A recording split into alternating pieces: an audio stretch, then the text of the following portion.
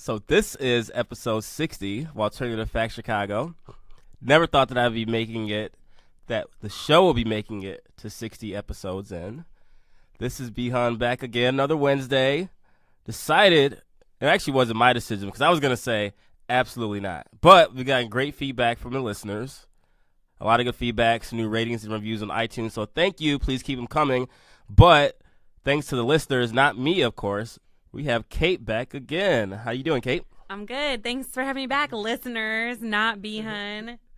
Yeah, I was like, maybe we should find someone else. But we got a lot of good feedback this past week. She did a great job. So I figure I'll give her one more shot and see if it was a fluke or if she's actually the real deal. Awesome. Thanks for having me. I'm excited. We had a good time last week. You know, for our first time, it was no editing.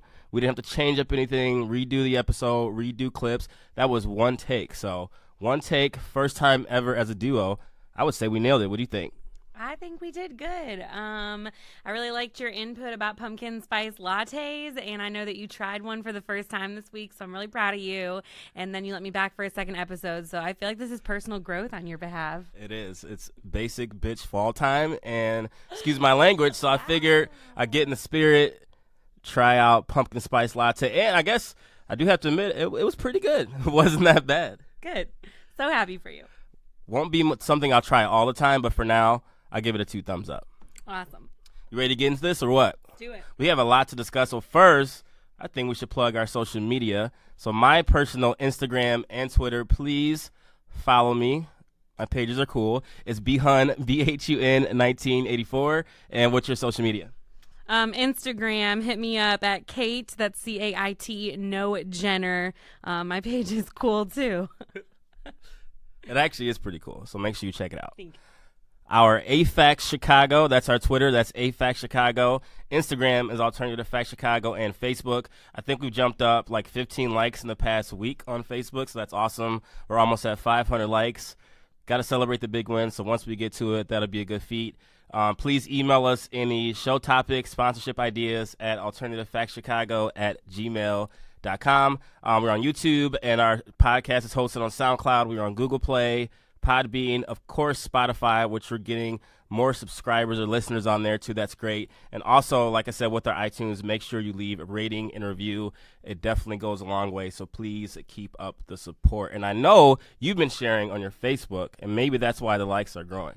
Yeah, I invited a bunch of people to like the podcast, so yeah, shout out to everybody who did, and lots going on Facebook. I got to share a couple articles this week, so very cool. Definitely. I know you have a lot of support from your previous radio days, so it looks like they've been following on Instagram and excited to have you back on air. So how do you feel about that? Good. And then my dad, you know, he listened to his very first podcast using Spotify, and it was Alternative Fact Chicago, so he's probably listening right now. Shout out to Dad. He's also making personal growth this week. Hey, podcasts are growing. I feel like everyone's starting to get on the train, on the wave of podcasts. So I'm glad they're a part of it. It's been an honor to reach 60 episodes, a big milestone for the show. Well on our way to 100 and much, much more. So with that being said, we wouldn't be here without you, the listeners, making us number one in the city. And I do have to remind you, the ticket links, I think, have just come out, so we will be posting it soon for the Chicago Podcast Festival, where Alternative Fact Chicago will be sharing the stage with Southside Heat Podcast, which is hosted by two guys, which one, of course, is NBA champion Antoine Walker, Chicago resident. So I think it'll be awesome that we get to share the stage there. Tickets are on sale. We'll have a ticket link out soon. It's at Chicago Theater Works on December the 2nd. It's a Sunday evening, so I know it's a ways away. We're going to want a great turnout. It's the second year they've had it.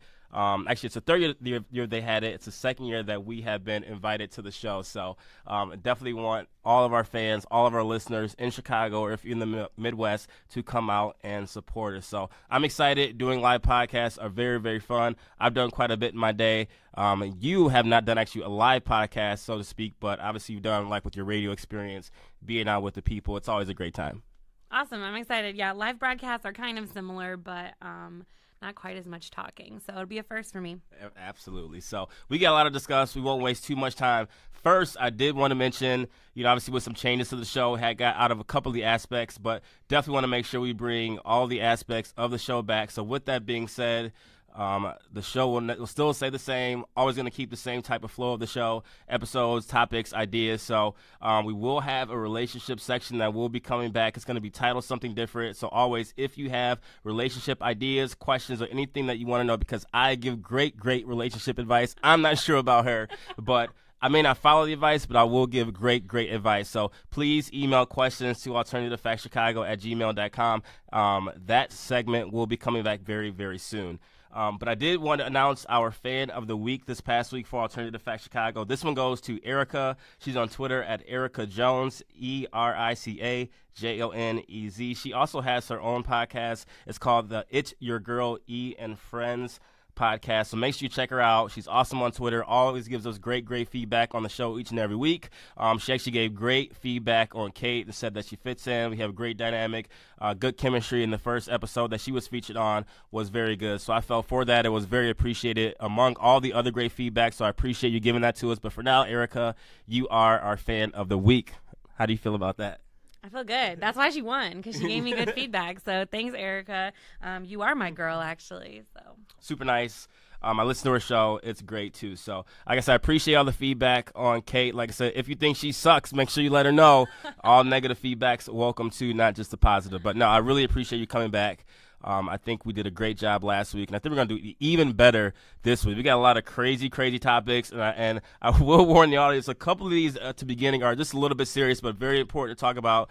But don't you worry, later in the podcast, we will be silly and get all the jokes off that we normally do, so don't you worry about that. Yeah. Let's do it.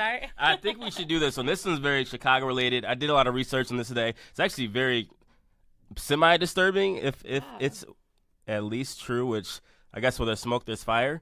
But let's talk about Addison Russell.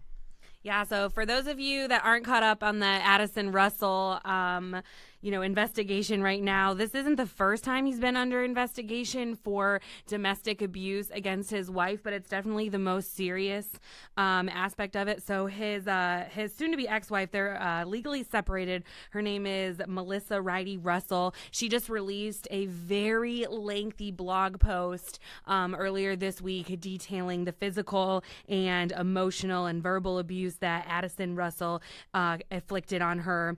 And right now he's under investigation. If you didn't know, the MLB has a very strict, no tolerance rules against this. So if there's any rumors, if there's any aspects of it, they automatically pull you. So it started out with a 7-game suspension revolving the release of the blog.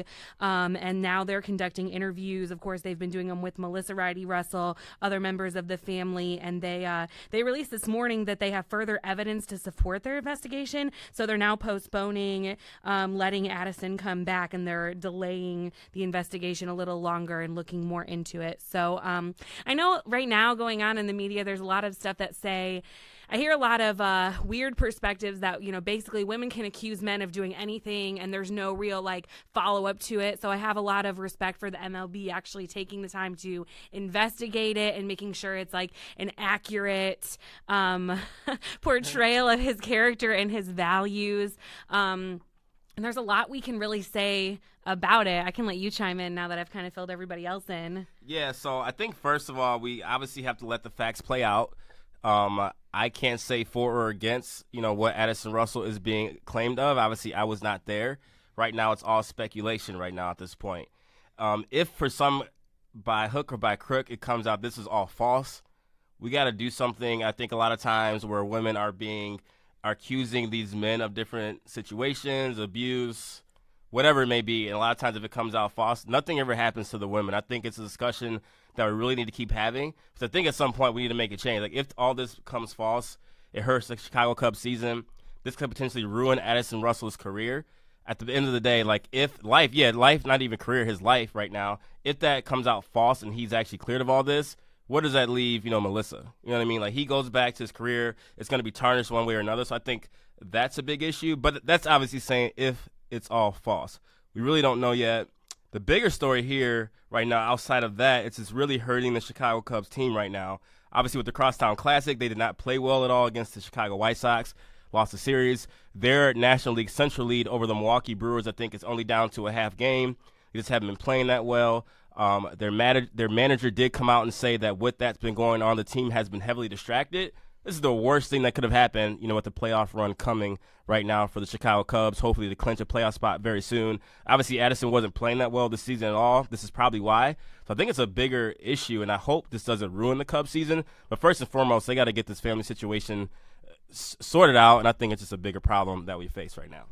Yeah, I definitely don't want to think any woman, any person would lie about something happening like this. And if you read the blog, she was very tactical in how she divulged the information. She didn't necessarily say, like, he hit me, he beat me, he raped me, whatever the accusations are. She was very, very strategic on how she really told her story and how she just continued to fight for this relationship and feel just demeaned by it and that everything was wrong and everything was her fault. And they really worked at it for years. So we also know that he's cheated on the past. That's been very public, and he's actually admitted to that. So I think they got married extremely young, had children extremely young, and they're trying to navigate relationships and fame. And I hope that I don't know. I can't even say I hope it's true. I hope that she's not lying, and I hope that they can figure it out. But if you haven't read the blog, you should check it out. It's really, really eye-opening to, just the ins and outs of their relationship. Yeah, I think it has to be tough being a Chicago Cubs shortstop. You're that young.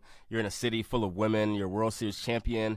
You're supposed to be trying to be married to at that time. Mm-hmm. I think for a young kid, that has to be incredibly tough. I know when I was 24 years old, all that was the last thing in my mind is being married. So I think, like you said, I think you nailed it that they got married so young, still trying to navigate through life. I think most of the Chicago Cubs players are in relationships, so I think it's crazy for how young they are.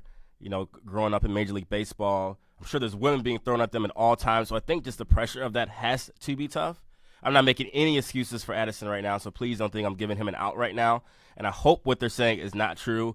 Obviously, that's never condoned, like physically abusing women. I know a lot of guys mentally abuse women. These things actually happen. So I can definitely see it with the power, the money, the fame that he has. And, poor girl if she's actually going through with it. And at this point, I kind of hope, unfortunately, in his case, that is true, because if it's not, we got to really address the situation of women lying and making these things up. I know you mentioned briefly that you don't see someone lying about these, but there have been proven cases in the past. Sorry I didn't fact check to research this ahead of time, but there have been cases of the past where these women have been turned out lying and they just go about their life, and then they're left with the men to pick up the pieces. So I do think that's a bigger issue, not saying that's the case in this situation.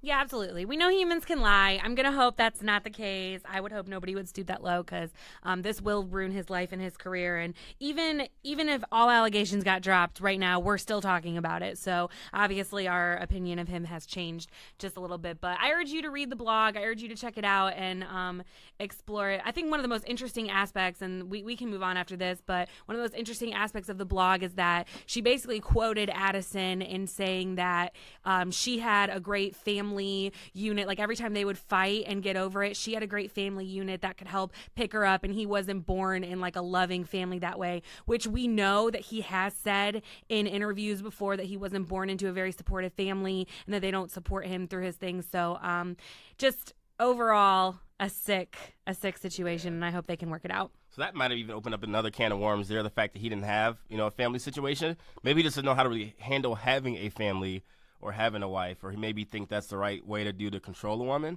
Right. I'm not sure, but it doesn't make it okay. And like I said, unfortunately, the Chicago Cubs are going through a situation, trying to fight through a playoff berth. Hopefully they can get through it. And it sounds like he may not be with the team even through the postseason right now. So at this point, for their championship chances, I think it may be best for them to kind of move on from him and figure it out at a later date. Yeah, all signs point to suspension right now, so we won't be seeing him anytime soon. Absolutely. So we'll move on. Let's pay some bills. We got to get back to that.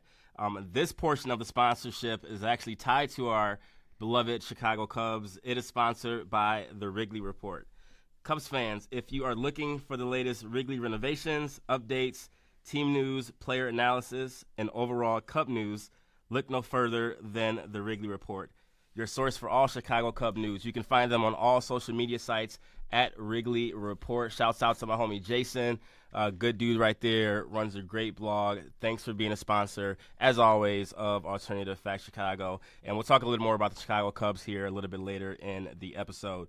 But next, staying on the sports train real quick before we switch into some other topics, we need to talk about Minnesota Vikings player Eversin Griffin. So Had you even heard of Eversin Griffin before these came out, or what? I'm not going to lie, I had not. Okay. And I obviously know a lot about the NFL. I don't know much about him personally, but I felt it was a topic that we need to talk about because these situations are happening more with NFL players. So I think we just have a bigger issue on our hands. So to give you a quick backstory, Eversin Griffin, he was recently checked into a local hospital for a mental health evaluation. So he's a starter for the Minnesota Vikings, has been on the team a while. He's a defensive end. And this past week for their Week 3 matchup, which they got destroyed by, of all teams, the Buffalo Bills. Yes, the terrible Buffalo Bills. He was said he was out to be a knee injury. But the problem was he wasn't even on the sideline for the game, which rose obviously the attention of a lot of people of where he's at. They asked the coach at the end of the game, where he was, and they said it was a personal matter. I guess what came out is that on Saturday at a hotel in downtown Minneapolis, he actually made a verbal threat to shoot the entire staff members that day. So obviously that caused a big issue. He was not at the game on Sunday. And then Tuesday, another police report came out, detailed another incident that involved him. So I guess after he got out of the hospital, didn't even go home. He went directly to the home of teammate Trey Waynes. After opening the front door to his home, I guess he decided to leave. And I guess when the police met up with him, they asked what was going on. He said that God made him do it. And during the interaction with the Vikings defender, the police reported that Griffin made a number of comments about God, 777, and that people were attempting to kill him. So I guess he eventually agreed to go to a local hospital and to be evaluated, and he's not with the team right now. This is a big mess. Actually, obviously, it hurt the Minnesota Vikings. They played terrible last week. They have a really good team, a really good promise for their season, but this has to also be distracting. So another team distraction is why we're talking about this. What do you think is going on, and what's the bigger issue in your mind of why this might be happening to NFL players? Well, obviously, we know when that Will Smith movie came out, Concussion, a few years ago, we know that this is a big issue right now, the concussions in NFL and how it's affecting their overall health and their overall mental health. I did a little, digging into, concussions and, what that means, because obviously a lot of the sources right now are saying that that's one of the main, risks against NFL players, including their mental health right now. And so, a couple things that that concussions are linked to, obviously, memory loss and impaired judgment. But what you might not know is that also linked to dementia, depression, and suicidal thoughts, which obviously, Eversin Griffin's wife has said that he's been experiencing. He's been waking up in the middle of the night from dreams, saying that people are chasing him.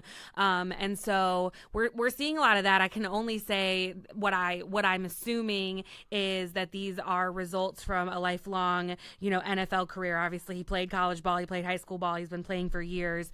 And I think it's really an interesting time for this to come up into discussion because of the NFL Hall of Famers right now. They're pushing for the same thing. They're saying, we've sacrificed our health, we played for years, we want benefits, we want health insurance, we want salary. And so it's just a very interesting time right now where we're talking about mental health in sports, which, we don't talk about mental health enough as it is. So, and then let alone not trying to throw shade or anything, but guys don't like to talk about their feelings, their insecurities, their mental health at all. So for this discussion to be taking over sports, I find really, really interesting. And it's sad that somebody has to go through this to open up the discussions, but it's so important right now that we're talking about it. Absolutely. And I see this situation headed toward an Aaron Hernandez situation. So all those who remember the New England Patriots tight end who killed some people, ended up killing himself in prison, I think they need to tie Everson down until they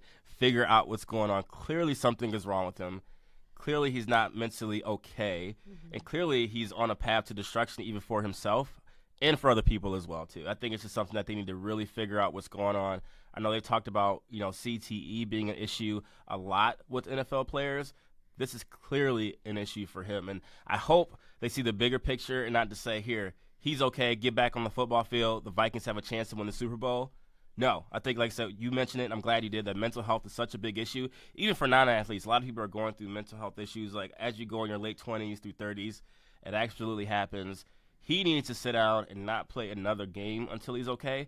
And if they determine he's not okay, he should have enough money to where he will survive. He should not even think about playing football right now. Because if he would have hurt those people at the hotel or even, Trey Waynes, his teammate, this would be a totally different discussion right now. So Luckily, he decided to leave. Luckily, the cops got to him. Luckily, he checked himself in somewhere. It's a big problem, and I hope they resolve it, unfortunately for the Vikings. But I think the CTE issue is a big, big problem, and that's why they made a lot of the rule changes they've had for the NFL, with the players and trying to protect the quarterbacks and illegal hits to the head for these specific reasons, because it's just happening more and more as we're seeing. Yeah, and just another note to add in there, the other scary thing about it is that if he's even been experiencing these symptoms, these like panic attacks that he's been having for years and not spoken out about it, it's almost like he wasn't ever allowed to before. And so we don't know, for one, how long this has been going on. We don't know what the cause could be. It could be deeply rooted. He could have, a family history of, mental illness. That's not really the right terminology for it. But you know what I'm saying? Like, it could be something way deeper, and we don't even know at this point because it's escalated so quick. So I don't know what the answer is, if we just need to, like, pull people off the field immediately. But, I mean, it shouldn't have gone on this long. The problem is, if it's happening to him, I'm pretty sure there's other NFL players this is happening with. Yes. And how long until the next case comes out? Hopefully this will help some players kind of reach out sooner. A lot of times it doesn't, because obviously they don't want to mess up their career. They have families to feed, the impact of losing millions of dollars right now. And obviously your coaches, organizations want you on the field. So unfortunately these players stay silent. Then issues like these come up, and then we have to talk about it. Right. We should be talking about it anyway. You said we should? Yeah. I think so. Like you said, yeah. I'm glad you brought it up, because men do hide their feelings. I'm not the best at expressing my feelings, and other guys are too. So I totally agree with that, and especially something that serious. I think it takes incidents for it to come out, unfortunately. But luckily for now, no one was hurt. Right. But Eversin Griffin, if you hear this or not, please take care of yourself. Does he listen? Is he a subscriber? He is a subscriber. Nice. If you're in Minnesota, Minneapolis, make sure you let him know that we said take care of yourself. Awesome. So we'll follow the situation. Like I said, I know it's a serious topic, but I think it's just very, very important with everything going on in the NFL right now. So we got to keep the listeners updated on these types of situations, and hopefully it works out for the best. But I think for now, it's enough sports. Let's get into a little music talk, and let's talk about some Spotify. I love Spotify. Yep. It's the shit. It's the platform that I use all the time for music, and I know all the Pandora users, guys, you gotta come to 2018. Like, I'm sorry, and I know you might have heard that Sirius Radio actually just purchased Pandora for some $3 billion or something like that. I don't know. That number could totally be wrong. I think it's around like the $3 billion mark. So obviously they know that Pandora is just not working right now. So they are planning to revamp that service. So Pandora users either get Apple Music, Spotify, even Amazon's better. But you got to just get off of Amazon. Pandora, please tell me you're not a Pandora user. No, I've not used Pandora in years. I'm Spotify all the way, of course, because I can listen to this podcast there. There you go. But also all my music is there. All my friends are there, and I follow their playlist. That's one of the first things I do when I meet somebody, and I can tell that we vibe musically. I'm like, oh, I'm going to follow you on Spotify. So I find a lot of artists that way. Side note, so I didn't remember this, but I guess if you use Spotify on your laptop, you can look at what your other friends listen to. And I totally forgot it since I mainly use Spotify on my phone. So I was at my boy Corbin's house. We were going out the other day, and he was like, oh, yeah, I can see all the songs you've listened to for the last week. And he was just showing me. I had no idea. So basically, you can creep on your friends and see what they're listening to. Yeah, or you can find out who they're listening to that you should be listening to. It sounds less creepy. Yeah, I kind of don't like that feature. What if I'm listening to like some R&B or something, so like some old like Jagged Edge, or and then people are like, man, he's really going through it today. It's more like Backstreet Boys is what you're listening to. That's what you don't want people to know. Backstreet Boys are dope, so don't hate. Backstreet Boys are NSYNC. Backstreet Boys. All right, not there even we a go. question. If you would have said NSYNC, we would have had to find another co-host. So I'm glad that you picked Backstreet Boys. They're dope. I did like NSYNC, but Backstreet Boys were dope. Anyway, we're going off on a tangent now. But what I want to mention with Spotify, this is actually big for the music industry. And sorry, SoundCloud, I think this might be your nail in the coffin. The Spotify has announced its latest initiative to assist independent artists. So basically, as of September 20th, the streaming service will allow a select group of artists to upload their music directly to the platform Spotify for their artist account. So basically, they don't have to go through an agent. They don't have to go through a service. They don't have to wait to get approved. But the thing is, it's not like any artist. Like any artist, Joe Schmo out there can't just upload. I think they're going to start off with like 20 to 25 artists to start, and they can upload free of charge as much as they want. The cool thing is the service is free for them and cuts artists in on 50% of Spotify's net revenue for the song and allows them to keep 100% of royalties for the song uploaded as well, too. So it's a better avenue. It's basically becoming SoundCloud and trying to eliminate SoundCloud from the game, which is what they do now with that platform. Spotify is way bigger. It's way better.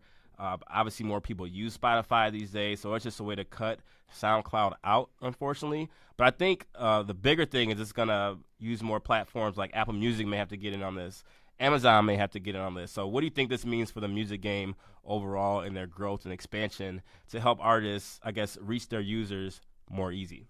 Is that even a word, more easy? More easily. More easily. There you go. Well, I'm just piggybacking on what you said. I just think it's huge. I think it's huge for the artists out there in the world that want to control their own careers. You know, we see it a lot. Artists that don't want to sign on with labels, or like the Keshas of the world that are signed with labels and stuck in contracts that they don't want to work with anymore. And then, you know, we lose their music for X amount of time because they don't want to move forward, or they don't want somebody else controlling their sound. You know, at the end of the day, it's about what they want to put out, and when you're working with a label, you don't always have that freedom. So I think it's just huge for the artists out there that want to have more control over their career and their future. The Chance the Rappers and the Keisha Coles that are going to continue to make fantastic music aren't going to be as affected by it, but I think we'll find a lot more musicians on the gridiron that are like weeble wobbling right now on like how well known they are. I just think they'll be able to like put their music where it's more easily found. It's going to mean like so much for their career. And like in a city like Chicago, where we have local music, we have festivals, we have things going on all the time, I think it's just going to like expand the reach of these artists so much more and up the chances of getting them to come for performances and stuff, because you can follow artists. I mean, imagine like an artist that you're friends with that's on social media that has 1,000 followers or 2,000 followers, whatever it is, and they can literally promote their own Spotify page. I mean, that's fantastic. Follow me on Spotify like you follow me on Twitter. I love it. Did you use a Keisha Cole reference a little bit ago? Keisha Cole. You don't remember even saying that? Yeah. Keisha Cole. That's a first. All right, that's a first mentioning on Alternative Facts Chicago ever, a Keisha Cole reference. I'm not saying I'm opposed to Keisha Cole, but that's a random reference. She's a labelless artist. She is a labelless artist. Right. I do think she could sing, but I was very surprised that you actually brought her up because that's never been mentioned on our show. Well, you're welcome. There you go. No, cool. I like Keisha Cole. She can definitely sing. I like Keisha Cole. She can definitely sing. Cool. I'm not opposed to her at all. It was funny that you mentioned it. But with that, I think overall, and I wish this was out like when Lil Wayne was having issues with his Young Money, Cash Money label all these years. Because imagine if he could have just uploaded his album right to Spotify like 7 years ago, we would have been had the Carter 5, and it wouldn't just be coming out finally after all these years. Carter 13 by now. We should be on the Carter 13 by now, as opposed to just now getting it because of all his label issues. So these are ways to kind of go around it. This is going to hurt record labels because if you're an independent artist, you could blow up on your own. Why would you ever sign to a major label if you actually really don't have to, outside of maybe like a distribution deal or something like that? Because obviously you're going to need their help in some way, shape, or form. But I think this is great for independent artists. Everyone loves music. The easier way you can get to a music platform or listen to your artist on that platform, the better. So kudos to them. Record labels are going to have to scramble and kind of come up with another way to beat the system since they always do. But for now, I'm all for it. Shouts out to Spotify for that. But before we get off of this, with Sirius actually buying Pandora, do you think somehow, some way that Pandora can make a comeback, or are they finished?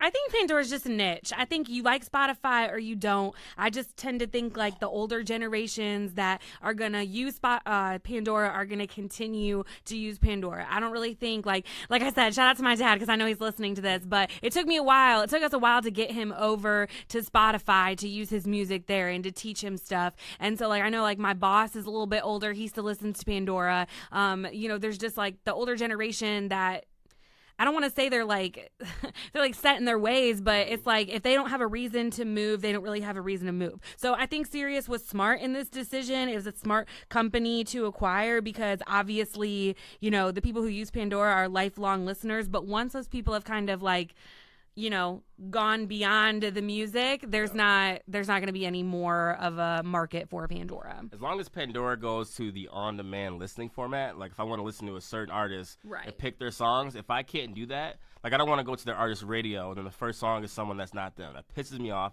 and that's why I didn't like Pandora. Obviously with Spotify, Apple Music, you can do that. So if they change that format and create it, I think it'll be okay. Other than that, they're cooked. And I think it's going to be a waste of time because they're never going to pass Spotify or Apple Music unless they make that type of change. Well, and Pandora commercials are the worst. That's another great thing about Spotify. Even if you don't have the premium, you listen to one 30-minute or 30-second commercial, and then it's done for like an hour. Pandora, the commercials, I mean, it's like listening to the radio. It's stupid. It is stupid. They're long commercials, like 3 or 4 in a row. I'm like, by the time they get to the fourth, I'm like, all right, let's turn this off. Yeah, I'm done. I'm done. So, shout out to Spotify. I think they're making big waves. They're doing a lot of good things for the music culture. I'm here for it.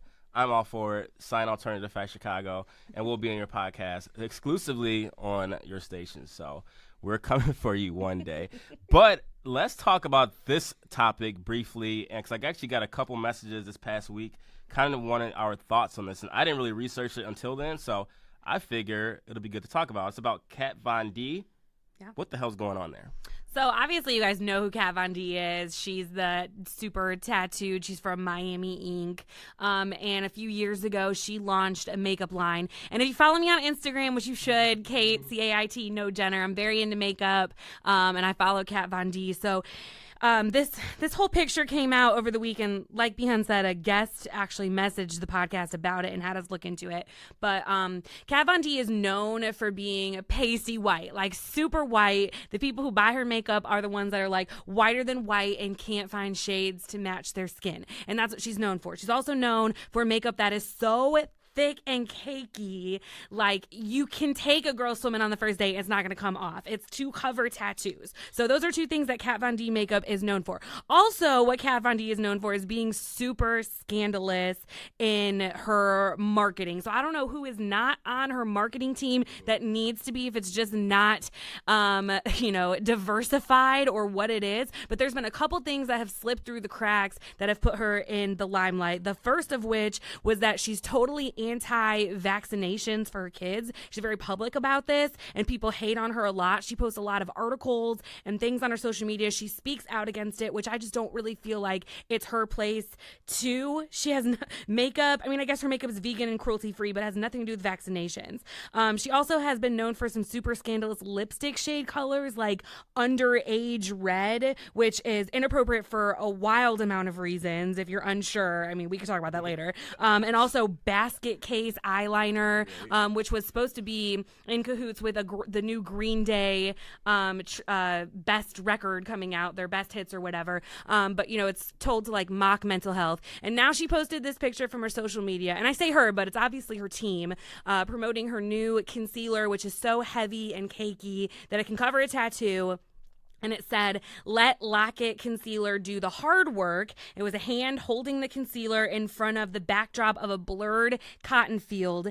And Instagram went nuts, Twitter went nuts, saying that the hand is, an African-American hand. And the emoji, like with the, like strong arm in the copy is also like a darker emoji, an African-American emoji. So they're saying it's racist and insensitive to the fact that it's a dark-skinned person at a cotton field saying, let the concealer do the hard work. Obviously talking about working in the fields. Absolutely.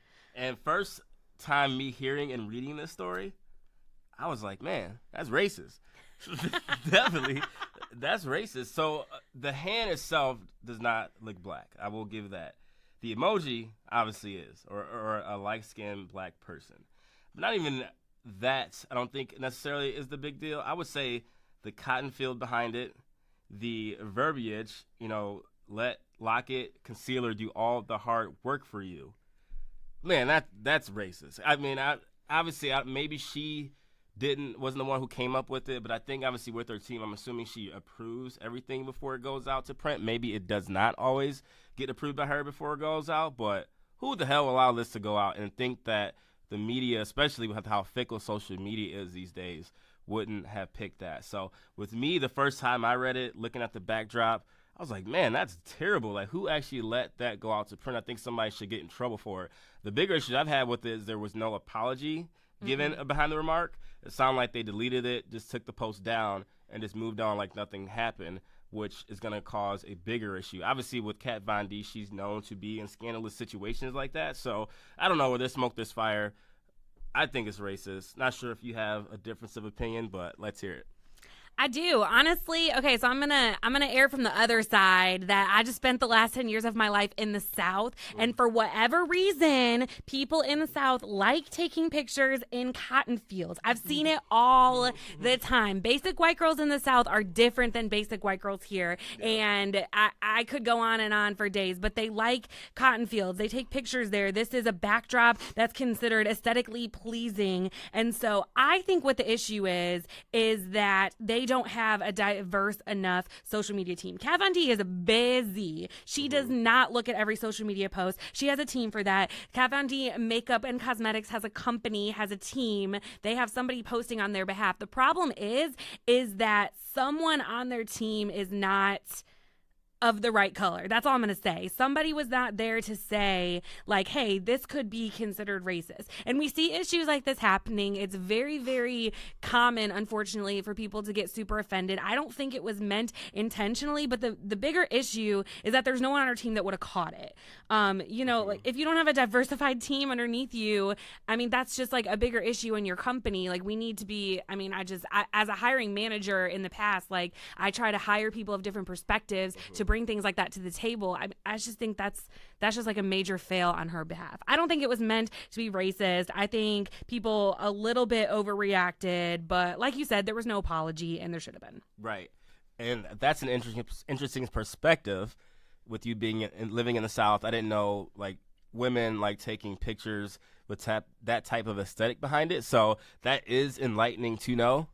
But in this case, I think they still should have known better. Yeah. So I'm still calling it racist for that instance. And like I said, the fact that there was no apology, I think there should have been one. I think that's a bigger problem. And I think that might have helped soften some of the blow up they would have. But the fact that they didn't and just moved on from it, I think that's a bigger issue. But I'm not sure if she cares or not. She could be on to something else right now. But I did think it was, yeah, of course. She is. Yeah. Okay, so here's a question. So what if the emoji had been there, the hand had been there, the cotton field had been there, nothing had changed about that, but the copy said something different? What if the actual quote on the Instagram post just said, like, I don't know, try our concealer, like, check out Lock-It Concealer. I don't know what you could use that strong emoji for, but I don't know. Right. What if it was a peace emoji and it said, like, it's cool? I don't know. And it would have been seen, I think, 100% different. Yeah, so it was basically the mixture of the copy with the cotton field and the emoji. Because if you had taken out that copy, I think it just would have looked like a tan emoji and a tan hand. We're coming off summer still, so. Yeah, I think it just came off all bad. Bad press, bad PR.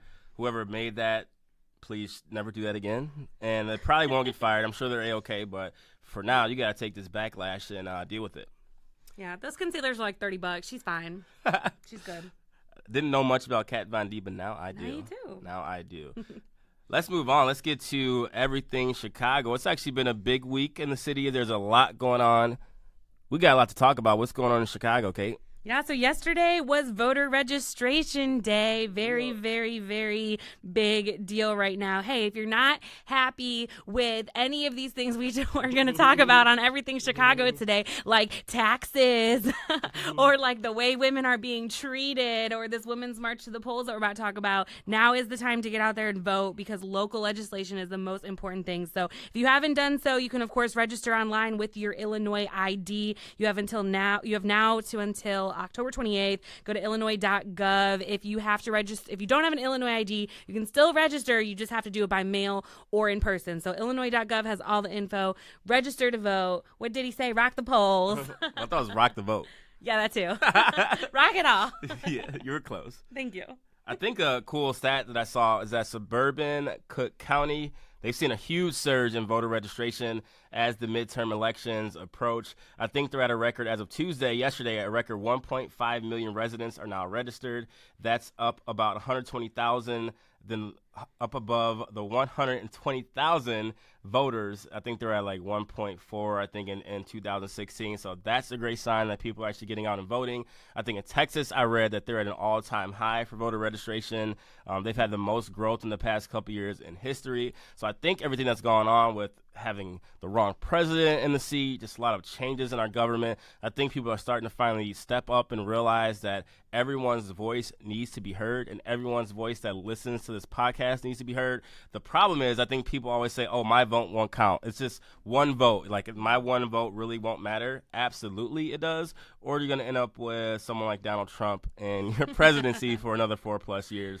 Even if the Russian spies may have kind of rocked the vote and changed everything, it doesn't matter. You still got to get out and vote. Obviously, with Chicago, it's huge because obviously we're going to be having a new mayor. Obviously, Rahm Emanuel is not running. This is probably going to be our biggest mayor race, the most important mayor race, probably in the history of Chicago. It's going to go one way or the other for setting up the city for the next, 8 to 10+ years. So I think it's very important. I'm glad there's been a lot of things on Twitter, social media, just like different ways to get people out to vote. And with that being said, I know that they're doing a women's march, which you're about to talk about, coming up in Chicago to kind of help rock the vote. What's going on there? Yeah, so if you're familiar with the Women's March, it happened kind of at the height of the Me Too movement last January, brought 250,000 people down to the West Loop in Chicago. I literally see it from my office. It was like the coolest thing, and I went down and got to march with them. It was super cool. Women from just all the surrounding areas coming out to basically protest Trump, if we're going to be honest, but talk about the Me Too movement, talk about women empowerment, very, very powerful. So now they're coming back in January to do it again. It's a nationwide thing, but they're doing it biannually now, and they're sponsoring, or they're the face of this Women's March to the Polls happening on October 13th. So it's surrounded by the Me Too movement, but what it's really doing is it's set to celebrate and inspire first-time voters. So not just women, of course, women, because we know that there's a lot going on right now that can change the culture of like women and all these big executives that are making decisions about women's health and the Me Too movement and everything out in the media at the moment. But first time voters, just of all races, genders, ages, like anybody, like if you haven't voted, and if you didn't know, local legislation is really like where it's at. Everything begins in local government. So I know, like, living in the South and living in a very Republican state and feeling like my vote didn't matter, I now really understand that it all begins locally. So if you've never voted, you should definitely check it out. They're going to meet at Grant Park and walk to the Board of Elections for early voting. Details are at womens121marchonchicago.com. I'm definitely going to be there, so you should join me. Am I invited? Yeah, for sure. Show. Oh my God. There's a joke behind that. We'll say that for later. But I think I should go. I think it's a cool idea. I know you said they're encouraging men to go too, right? Yeah. They're all first-time voters. There's going to be music. There's going to be people out there. They're expecting just as big of a crowd, 250,000 people. And also FaceTime with elected government officials here in Chicago. They're actually going to be doing interviews. There's going to be a bunch of news there. So it's going to be awesome. It's going to be fantastic. That's what we need to get in on. We need to figure out how we can be part of interviewing some of these politicians. Because we got to have our listeners know what these people plan to do to improve the city of Chicago and the country. Ask them the important questions. Yes, the important questions that other people answer. So we're going to look into that. We're going to be a part of it. But we'll definitely get out and support the Women's March. I think you said October 13th? Yep, Saturday, October 13th. Be on the lookout for that. And with that being said, this is actually a funny story. So I found it actually was going around, I think, on Chicago Tribune and other platforms and whatnot. But the Women's March Chicago, they're adopting a 20-foot inflatable baby for its rally this fall, and it's actually going to be a baby Donald Trump inflatable baby. So it's one of 6 baby Trump balloons that are now floating around the country. It's going to make its Chicago debut in Grant Park on October 13th, and you may find it randomly flying around the city all across the month of October somewhere in Chicago. And with that being said, I guess they're going to be selling like little mini baby Donald Trump, the inflatable baby. So just letting you know, if I ever see you guys walking around with it around the city, if I have a needle in my hand, I'm popping that thing. And I'm sorry, it's going to go splat. It's going to fly in the air. It's going to be done. And I was going to be like, oops, I don't know what happened. But the good thing is, I think it's kind of funny, though, because it's actually a joke to kind of make fun of Donald Trump. You got to know you're hated when they're making inflatable babies just to make fun of you. So I'm cool with that. But if I see it, I'm still going to pop the thing. But I think it'll be funny to kind of see it flying around the city. Yeah, I like that you mentioned that's one of 6, because I read online that the first one of these baby Trump balloons was actually in the UK when Trump came over for an official visit and they protested him. So if you listen to the podcast, episode 59, we mentioned that Trump is the only U.S. president that has a Wikipedia page dedicated to his protests. And this was one on the list in the UK. The baby balloon Trump made its debut. There's 6, and one of them's coming to Chicago, and you can buy like little versions on Etsy. So I'm going to make sure that I buy one and give it to you, B.Hun. I'm going to pop that thing. I can't wait. Every single one I see, that thing's going down. That's hilarious. Next, what's going on with this corn maze? I never heard of these. I want to go. Yeah, so, something to do in Chicago every single weekend. And, of course, they've brought the fun for fall. There's this corn maze, the biggest corn maze in Chicago, coming to Goose Island. It's basically going to be in, a vacant lot in Goose Island, but it's huge. A huge corn maze, the biggest one in Chicago, with a pop-up beer garden. It's also going to have, 3 pop-up bars in the middle of it, food, drinks, carnival games, entertainment, music, and more. It's called Jack's Pumpkin Nights. It's going on October 5th through November 3rd. And this is brought to you by the same people that have the Frosties pop-up bar, the Christmas bar, which actually comes back in October. So you can check it out. There's a link to that at jackspumpkinnights.com, the official website. But super cool. I think it's going to be a lot of fun. The prices start at $20. So if you're looking for something to do this fall, and the weather's been so gorgeous, it's perfect weather to go outside, do some day drinking, get your fall on, and get lost and drunk in a corn maze. What could be better? There you go. I've never been in a corn maze, so I can't believe that. I mean, I don't know. I'm from Detroit, live in Chicago. Where the hell are there corn mazes? I'm not in Georgia in the South. Well, clearly in Chicago. There we go. And you had me at drinking, so once you said that, I'm definitely down. So get out and support your corn maze if you want. And what's going on now? This is crazy. If I hear one more tax hike, I'm out of here. What the hell happened now? All right, so I don't know if you heard about this South Dakota. Been here too long. I don't know. Versus Wayfair Inc. And so it's pushed through this change to the Illinois law. So now out-of-state retailers who sell to Illinois customers are going to be required to collect and remit a use tax. So what that means is basically any goods you buy from outside the state. So online, Amazon, which is where I buy everything I own. Yeah, I know. They're going to be subject to a 6.25% on all transactions starting October 1st. What the people are saying right now, the officials, is that it's probably not going to go into effect until January 1st. So really starting 2019. But of course, the fiscal year just started, so they're trying to push it right now. The most interesting part that I found about this article, though, is that there's right now $140 million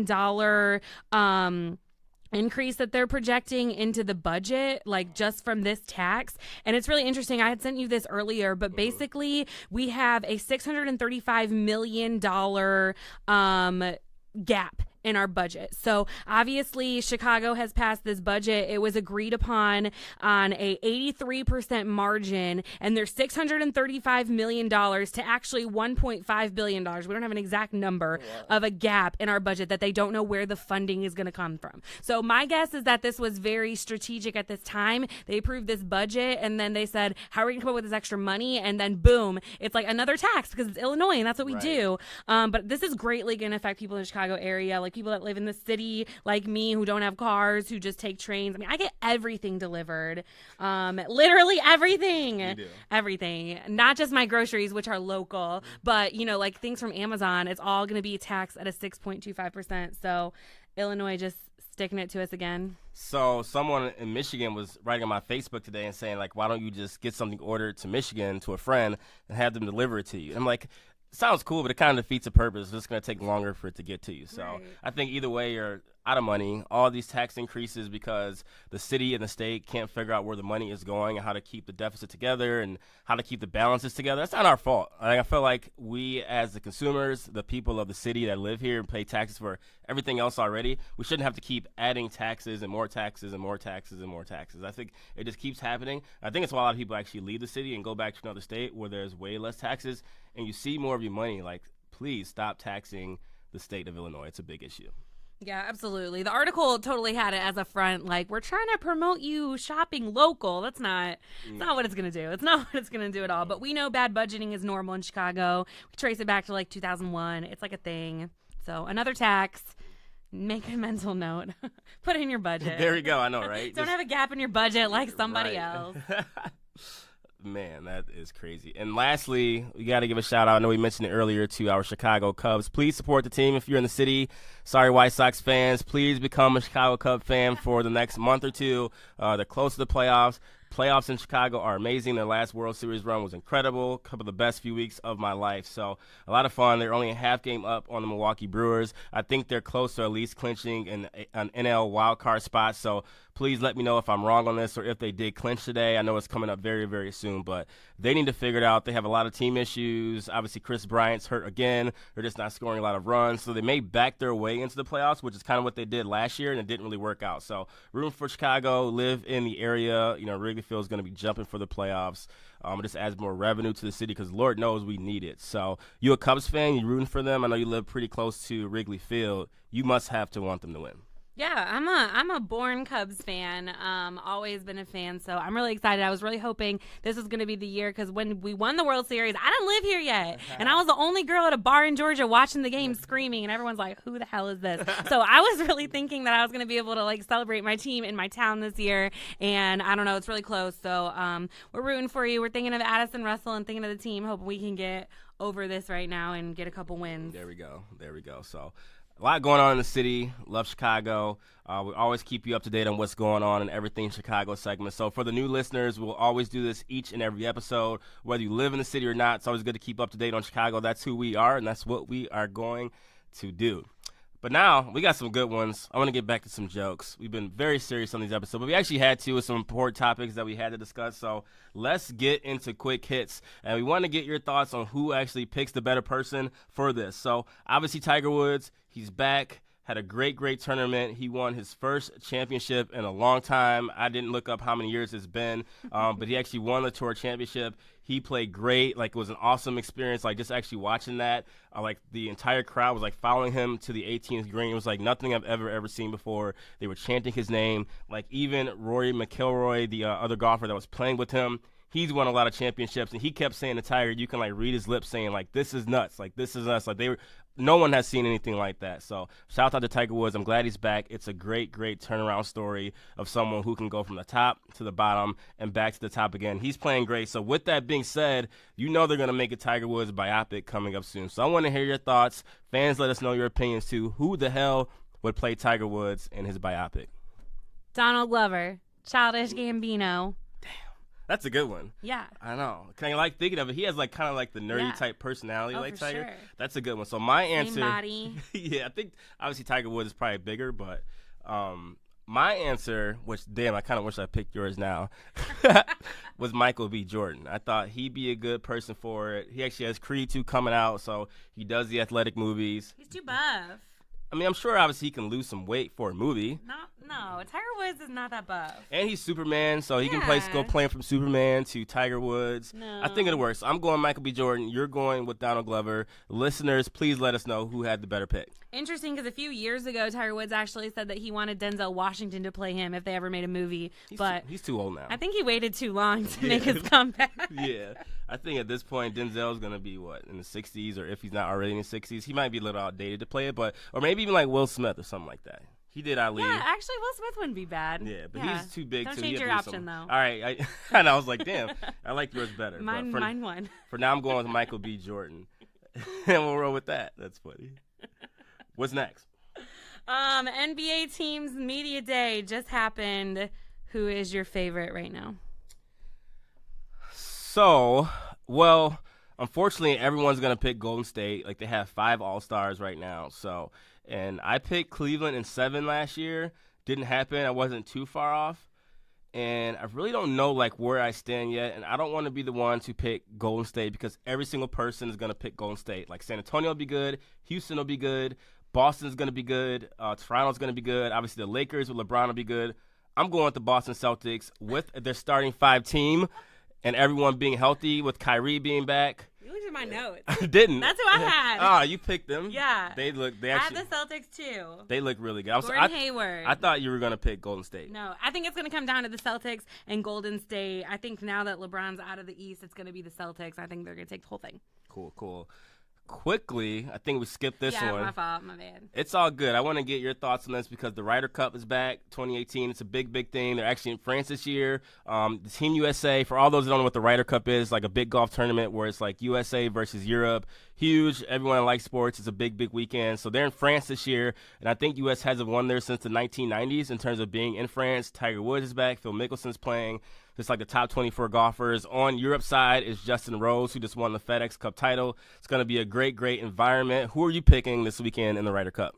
I think it's going to be the U.S. I think Tiger's on fire, and I think that this is just going to be like the end to the biopic. Yeah. This is going to be like the Cinderella story of his comeback, and I think the U.S. is going to take it. All right, I would pick that, but just for betting purposes on the podcast, I'm going to go with Europe. They play great in these things. Tiger Woods in his history has not played good in the Ryder Cup, so this could be a first time for him. But just for betting purposes, I'm going with Europe, and we'll reconvene on that one next week. How about that? Sounds good. All right, cool. And speaking of comeback stories, Lil Wayne, after all these years, is dropping the Carter 5 finally this Friday, and he made an announcement to announce that the album was dropping yesterday. I'm like, A, we already knew the album was coming.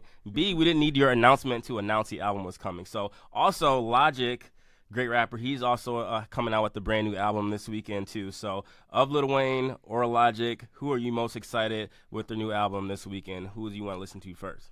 I'm way more excited for Logic. We talked about this last week. I'm just kind of like over Lil Wayne, especially because they announced that this album was going to drop and then it didn't.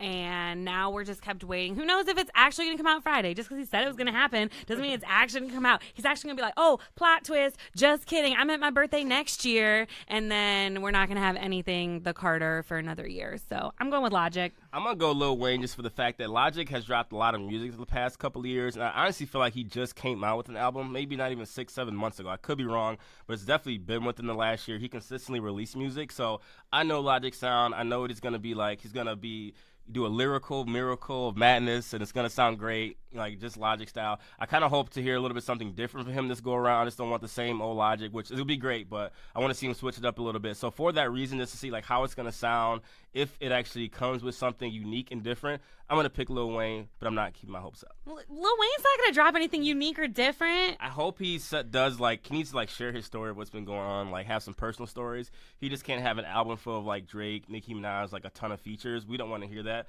We want to know what's going on with you, Lil Wayne, the past few years. So if he does that, I think could be good, but we'll see. Okay. So you're going Logic. Yeah, for sure. Let's do it. We'll reconvene on that next week. Sounds good. Hey, Making a Murder 2, the second part of the Netflix series, coming out October 19th. Are you excited? Are you watch that show? Of course. I remember when it was out the first time. I think I watched like that whole season within maybe 2 or 3 days. Very captivating. It's a weird story with like Stephen Avery. I think the other guy's name was like Brendan Dassey. So they said the second part is going to be focusing on like life in prison, some like the trauma that comes after it. I think one of the attorneys, I think her name's Kathleen Zellner, as Avery's post-conviction lawyer, is going to be part 2. She's going to be heavily featured in it. So I'm excited to see it. I still think deep down those two didn't do it. I don't think they're smart enough to do anything like that. But what do you think? I'm very excited for it. What's your thought? Why are you laughing? What I said. I said that to you right before we went on today. I stole your answer. Yeah, you did. God. Next time in the future, don't tell me what you're going to say. I'm not talking about nothing. Anyway, I don't think they're smart enough to have done this. If you watch Making a Murder 1, all the stuff was planted. I don't care what anybody says. Conspiracy theory Kate right here, because I just don't think they are smart enough to have done any of that. These are like simple backwoods guys living on a freaking trailer in a junkyard of cars, and like I just don't think they could have pulled this murder off. But I am really interested to see like the prison aspect of it, and this post-trial lawyer, like how she really fought for them to like get them off and like prove. So I'm really excited. If you haven't caught up on Making a Murder, do it now before the second part comes out, because like you will not stop. It is a Saturday binge watching show. Like you'll watch it from beginning to end. I'm trying to decide if Making a Murder or Narcos are my favorite. Which one are my favorite Netflix specials? Because both are dope, but I'm pretty excited to see it. And we'll get back to that now. Man, this one's actually crazy. So I know we talked about it last week with Maroon 5 being tapped to do the Super Bowl halftime performance. Obviously, there's been a hell of a lot of backlash being in Atlanta. They're just pop stars. Maybe need a little more flavor in the Super Bowl halftime performance. Flavor. No shade to Maroon 5 because Adam Levine's dope. But they're thinking, and it's not official yet, they're thinking of adding Cardi B, who's on the #1 song, I think it's Girls Like Me with Maroon 5. They're thinking of adding her to the show, as well as Travis Scott, who's obviously had one of the biggest albums of 2018 this past year. So do you think this is a great addition? Will this appease the fans, or what's your thoughts? I think Cardi B is going to appease the fans for sure. I just think that they try to play it really safe when it comes to Super Bowl performances. I don't necessarily blame them for picking Maroon 5. Like you said, coming out of Atlanta and where music's big, and they could have picked a lot more artists. I understand like your side of it, but I think they went the safe route. I think that I was always kind of like assuming that they would have a feature from somebody else.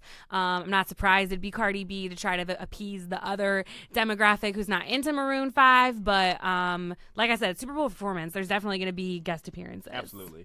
And they're even petitioning to have Cardi B have like a longer set, not just do like a feature there. But they're not going to do it. I don't think it'll happen. I don't think it'll happen. Yeah. They may let her do like the first verse of Bodak Yellow. Other than that, she's getting the hell off the stage. They're not going to let her. Yeah, they're not going to let her do anything besides like her song with Bruno Mars or her song with Maroon 5. Like it's not like she's going to be able to do her album, like her set list. They're not going to play that at Super Bowl halftime. Like, yeah, get real. Right. It's not official yet, so I'll be curious to see if this actually happens. It won't. It won't. Awesome. Speaking of music, what else we got? Lil Yachty got announced that he's going to be in How High 2. He's going to be a co-star in that. What do you think of that? I think it's trash. I mean, I guess it's cool that it's part of the younger generation, but I think Wiz Khalifa would have been great for that. He's king, weed smoker.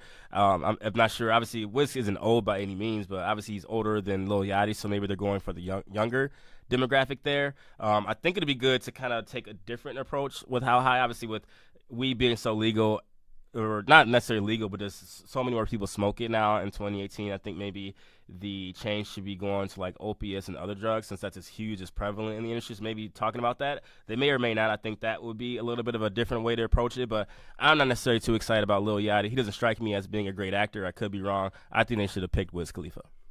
I don't really think they're going after you to watch How High 2. I think they're trying to, I'm sorry, I'm just being honest. I think they're trying to showcase this movie to a younger generation who probably hasn't seen the first one yet, and that's why they didn't pick Wiz Khalifa. Because, like, yeah, obviously, for, like, the people who are a little bit older, it would have made more sense, but I really think they're trying to get, like, the 20, 21, 22-year-olds, and so that would make more sense. That's, like, more of their Snoop Dogg, where, like, Wiz Khalifa was more ours. I guess so. I'm not sure if Lil Yachty's ever going to be going on the Snoop Dogg lane, but I get your correlation there.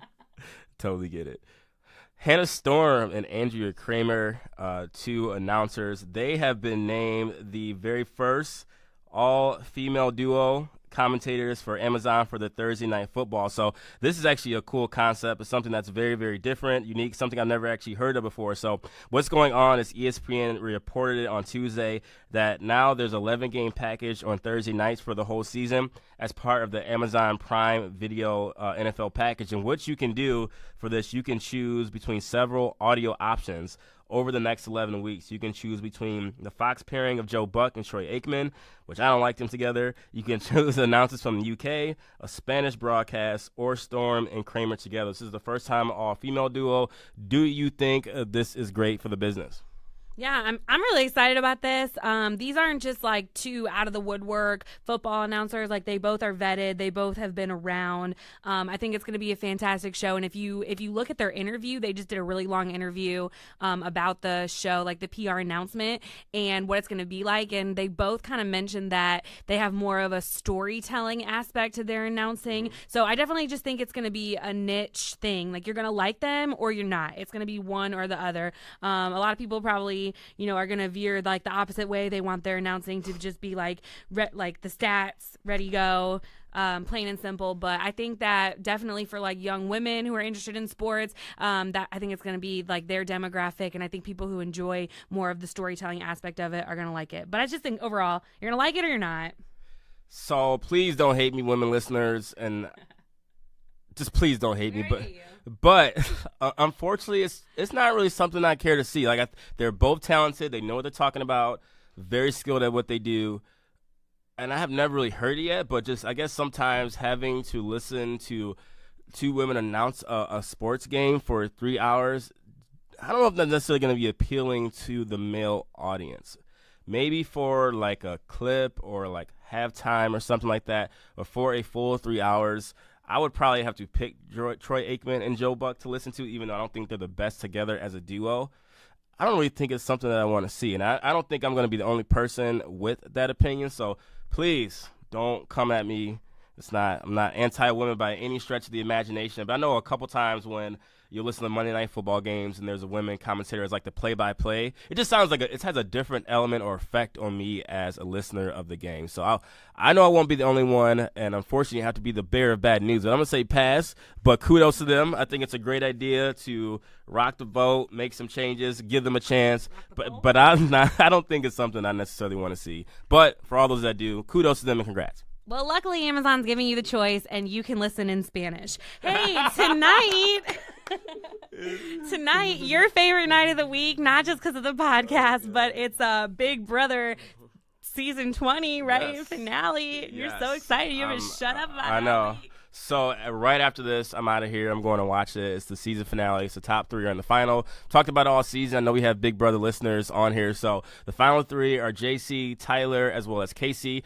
I'm going with Tyler to win the entire thing. I think he's been the best person the entire season. He's made the most moves. He's been a part of every single decision that's been made. Casey could be a close second. Obviously, if Casey makes the final 2, the way she should win is to eliminate Tyler because she will beat JC very, very easily. Either way it goes, Tyler's going to be in the final 2. He should not win the final HOH tonight because he doesn't need to. Both people will probably take him to the end, so I think he's okay. Even if not, I think he should win. Let us know. Obviously, by the time this airs, we will have a winner, so we'll talk about it and see if I'm right. But I'm picking Tyler, $500,000. It's an amazing show. I love it. And I hope they come back for season 21. So please renew the show for season 21. I have no input. I know. Moving on. I know you don't watch it, so it's A-okay, but it's been a great season. Honestly, it's been their best season in a long time. I think that's been a lot of the opinions, too, so it's been a great season, and I can't wait to watch it tonight. But now, before we get out of here, it's been a great episode, but we got to get the hell up out of here. We got to hear Clown of the Week. I'm going to go second. She would not tell me all week long what her Clown of the Week would be, said it's a surprise. So please, as long as it's not about me, it can be about anybody, so let's hear it. B.Hun for liking Big Brother. I'm just kidding. No, I know a lot of our listeners like Big Brother. It's just not my thing. But my Clown of the Week this week is for this entire school in Port St. Lucie, Lucie? I said that. Anyway, in Florida, they fired a teacher this week for giving her students zeros. This is a real life story. So beginning the school year, Miss Diane Tirado, she's an 8th grade teacher. She assigned this project. It was like a journal thing to her 8th graders. She gave them 2 weeks to complete this assignment. Naturally, they're in 8th grade. Some people didn't turn it in. So she gave the students 0. Turns out this past week, she was fired for giving zeros because the school has a policy that the lowest grade a teacher can give is a 50%. Wow. Could you imagine your kids going to school and they can get a 50? So like not turn in work and still get a 50. Apparently the school is saying that this is like a pattern. She's been defiant of rules like this. And so this was like the last straw on the camel's back. And so it was a reason to be fired. She's saying she doesn't believe in giving out work or 50% to a student that didn't turn in work at all. And I have to agree with her. And I think that this school is a clown and they're just setting children up for failure by giving them like participation trophies, but they didn't even participate. They didn't do anything. Get a 50%. I mean, that's just sad. It's terrible. That is sad. That's actually a great Clown of the Week. Thank you. There you go. That is a good one. Now, mine is, and unfortunately, I have to give this to my home city of Detroit. But this guy definitely deserves the Clown of the Week. And if you have not heard about this story, please research it because it's crazy. It's kind of silly, but just a little immature and stupid. I'm not sure why this person did it. So my Clown of the Week goes to former Detroit police officer Sean Bostwick. So I guess he's a rookie police officer in the city of Detroit. And he put on a Snapchat, which is crazy that police officers are Snapchatting in 2018. So times have definitely changed. But not sure why he put this, but he did. And as he was going out for the day, I guess, to work in the city, he goes, another night to wrangle up these zoo animals. Boy, that was a bad thing to say. So it was reported, I guess, by Brandon Hunter put it out. He said that, he posted this. He was suspended from the job this Sunday, needs to be fired. Your top cop is black in the city, which is actually true. You patrol a predominantly black neighborhood, which is very true in a city that is almost 85% black. You can't have this on our force. So just the whole notion of calling them zoo animals could be traced in my mind, like just back to, slavery. Obviously, you're working in a black neighborhood. People may see the other side of the fence on this, which I'm curious to get your thoughts on this. I think that's just a worse thing to say. 2, he didn't even spell wrangle right. He spelled wrangle, R-A-N-G-E-L. That's definitely not the right way to spell it. So obviously they're just not hiring smart people to be police officers right now in the city of Detroit. And it was announced that he was actually fired for this. He's no longer a part of the force. Good riddance, buddy. You got to go. You cannot be a part of any police force doing that. So I'm encouraging all other police forces, do not rehire this guy. I'm sure some will, just for the publicity and bringing him on board. So obviously he feels a certain way about people that could potentially commit crimes in that area. I think it has racial motivation. I could totally be wrong on this, but either way, even if it's not, those are things that you should just not say. So unfortunately, you have to get the clown of the week. But what's your thoughts on that? I just think he's dumb. Like, overall, I think everything about this was dumb. My biggest issue with it, to be honest, was that he misspelled Wrangle.